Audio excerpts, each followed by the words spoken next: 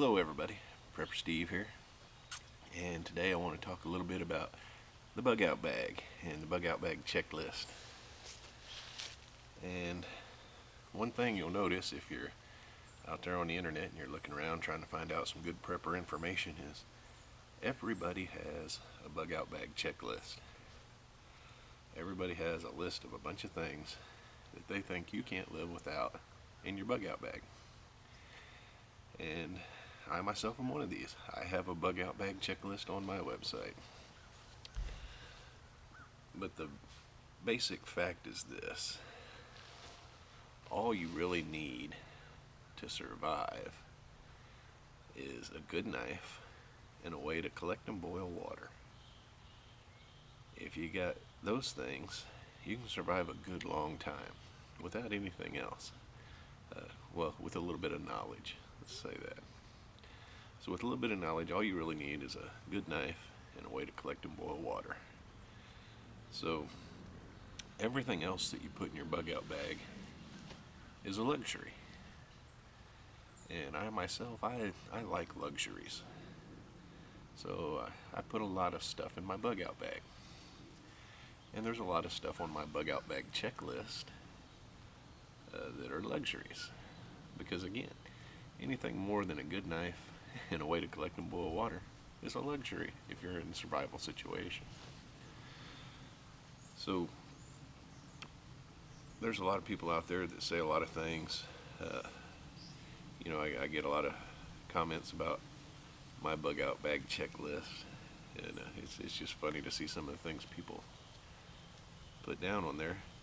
But the reality is, you don't need much. And from my personal experience learning about bug out bags and practicing and using a bug out bag, I'll tell you my first bug out bag was just a basic old military surplus Alice pack. And I was too cheap to spend the extra $15 and get the frame.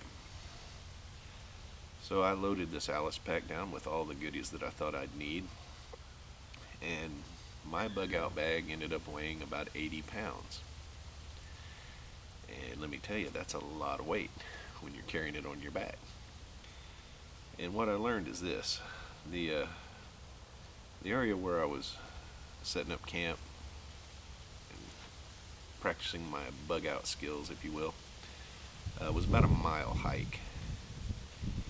And carrying that 80 pounds on that Alice pack for a mile was a real pain in the butt. So I did a couple of things. First thing I did is I went and I invested in the Alice pack frame. And I can tell you that just a basic military Alice pack with the frame makes a great bug out bag. Once I put the frame on it, I still had 80 pounds of gear I was toting, but with the frame, it was a lot more comfortable, a lot easier to tote that weight. So I highly recommend, if you're going to use an Alice pack, spend the extra $15 and get the frame. And through a system of trial and error, basically I cut my weight down to about 50 pounds. And again, I like lots of luxuries. Let's say fire, for example. Fire is pretty important. You're going to want to boil water. You're going to want to cook meat if you catch it. You're going to want to stay warm. So the ability to make fire is pretty important. And there's a million ways to make fire. Yeah, there's all kinds of ways to make fire. It wouldn't surprise me if somebody was to post, if you catch a lightning bug and rub it on a frog's ass, you can get fire.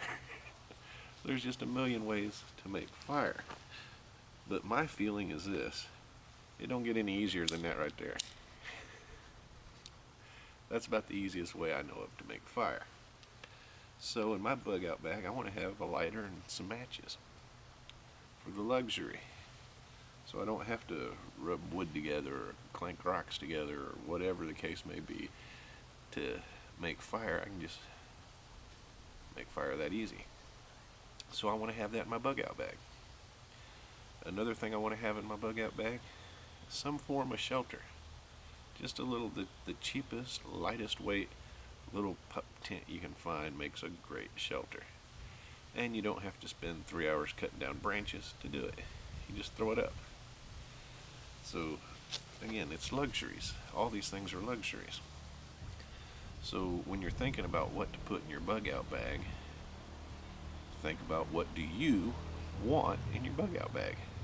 It's different for everybody. Different things are more important to one person than they are to another. So just make sure that you have the essentials: a good knife, a way to collect and boil water. Everything else, you pretty much can't go wrong. And what I've done over the years is basically I've got lots of bug out bags, and that's okay. Everybody in the family can have one, which is a good thing. So what I've done is I've split some of those luxuries up to where one person isn't carrying everything. You divvy the weight up, try to keep those packs 30 to 50 pounds or less if you can. But, 30, 40 pounds is not that bad toting around if you have to go hiking with it. You start getting over 40 pounds and it starts getting real heavy real fast. So that's just something to consider. But the basic takeaway from this is there's lots and lots of things that you can put in a bug out bag. There's a lot of useful stuff that you can put in a bug out bag.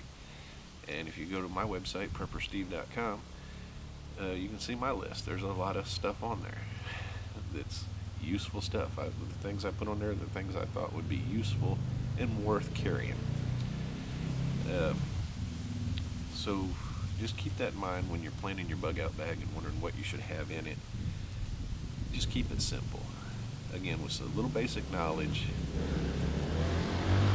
you can survive, whether you're in the city, in the woods, whatever, with just a knife, a good knife, and a way to collect and boil water. Because you're going to find food. If you're in the forest, there's food everywhere. If you're in the desert, there's food. If you're in the city, there's food. You can find food. You can find water. You just need to be able to make it drinkable. And you can create shelter. You don't need a lot of stuff to bug out with.